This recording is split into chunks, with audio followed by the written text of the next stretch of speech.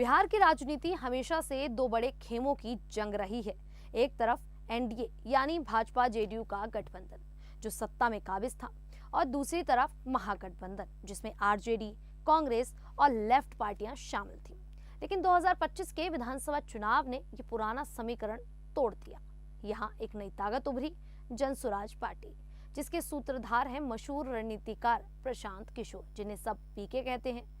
ये चुनाव 6 और 11 नवंबर को दो चरणों में हुए और 14 नवंबर को नतीजे आने पर साफ हो गया कि एनडीए ने शानदार जीत हासिल कर ली।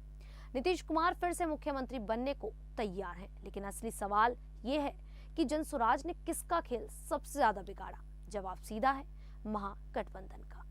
पीके की ये पार्टी बिना किसी गठबंधन के अकेले लड़ी, 243 में से 238 सीटों पर उम्मीदवार उतारे। हालांकि एक भी सीट नहीं जीते, लेकिन उसके 10 से 15% वोट शेयर ने विपक्ष के वोट बैंक में गहरी सेंध लगा दी। जनसुराज की एंट्री ने बिहार की राजनीति को त्रिकोणीय बना दिया। पहले मुकाबला साफ था, एनडीए बनाम महागठबंधन, लेकिन पीके ने खुद को तीसरा विकल्प बताकर मैदान में कूद पड़े। उनका नारा था, बिहार पहले, बिहार के लोग पहले। पीके ने 2024 में पार्टी लॉन्च की और 3 साल तक बिहार के गांव-गांव में पदयात्रा की। इस दौरान उन्होंने लोगों की परेशानियां सुनी, बेरोजगारी, खराब स्कूल, बाढ़, शराबबंदी की नाकामी। इन मुद्दों पर उन्होंने नीतीश और तेजस्वी दोनों को घेरा। जनसुराज ने 90% नए चेहरों को टिकट भी दिया, डॉक्टर, युवा, समाजसेवी, बिना किसी पारिवारिक बैकग्राउंड के। ये रणनीति लोगों को भाई भी, क्योंकि बिहार की जनता पुरानी राजनीति से तंग आ चुकी थी। वोटर टर्नआउट रिकॉर्ड 66.91% रहा। खासकर महिलाओं ने एनडीए को सपोर्ट किया, लेकिन युवा और ग्रामीण इलाकों में जनसुराज ने नया जोश भरा। एग्जिट पोल ने एनडीए को 135 से 140 सीटें दी, जो बिल्कुल सही साबित हुई। महागठबंधन को 93 से 100 की उम्मीद थी, लेकिन वहां तक भी नहीं पहुंचे। जनसुराज को 2 से 5 सीटें मिलने का अनुमान था, लेकिन एक भी सीट नहीं जीत पाए। ठीक वही जो पीके ने कहा था, लीप ऑफ फेथ।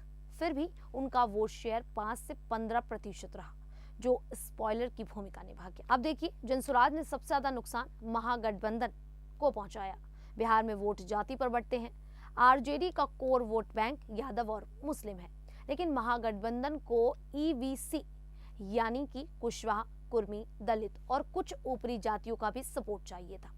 जनसुराज ने इन्हीं वोटों को काट दिया। सीमांचल और मगध जैसे इलाकों में जहां आरजेडी मजबूत थी, वहां पीके के उम्मीदवारों ने 5 से 10% वोट छीन लिए। एक एनालिसिस के मुताबिक कम से कम 20 सीटों पर जनसुराज के वोटों ने हार जीत का फासला तय किया।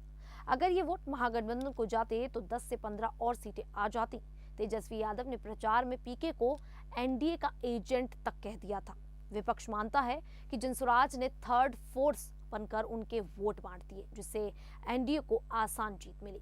वोट प्रतिशत देखें तो एनडीए को 45%, महागठबंधन को 42% और जनसुराज को 5% मिला। ये छोटा अंतर नतीजों को पलट सकता था। एनडीए पर इसका असर कम दिखा, लेकिन नजरअंदाज नहीं किया जा सकता। पीके ने कहा था कि असली फाइट एनडीए से है। उन्होंने नीतीश को पेंशन भोगी कहा, बेरोजगारी, बाढ़ प्रबंधन पर सवाल उठाए। विकास मुद्दों पर जो वोट एनडीए को मिलते थे, उनमें से कुछ शहरी और अर्ध शहरी इलाकों में जनसुराज की तरफ चले गए। कई सीटों पर जहां जेडीयू भाजपा आराम से जीतते थे, वहां त्रिकोणीय मुकाबला हो गया। लेकिन एनडीए का कोर वोट बैंक, कुर्मी, ऊपरी जाति, महिलाएं मजबूत रहीं। जनसुराज के वोट एनडीए के बेस से कम कटे, इसीलिए उनका नुकसान सीमित रहा। छोटे दल जैसे एआईएमआईएम ने सीमांचल में महागठबंधन को और नुकसान पहुंचाया। कुल मिलाकर इस चुनाव ने बिहार को एक साफ संदेश दे दिया है। एनडीए की शानदार जीत से नीतीश कुमार को 5वीं बार मुख्यमंत्री बनने का मौका मिल गया है। वहीं महागठबंधन की हार ने तेजस्वी यादव का कद और बढ़ा दिया।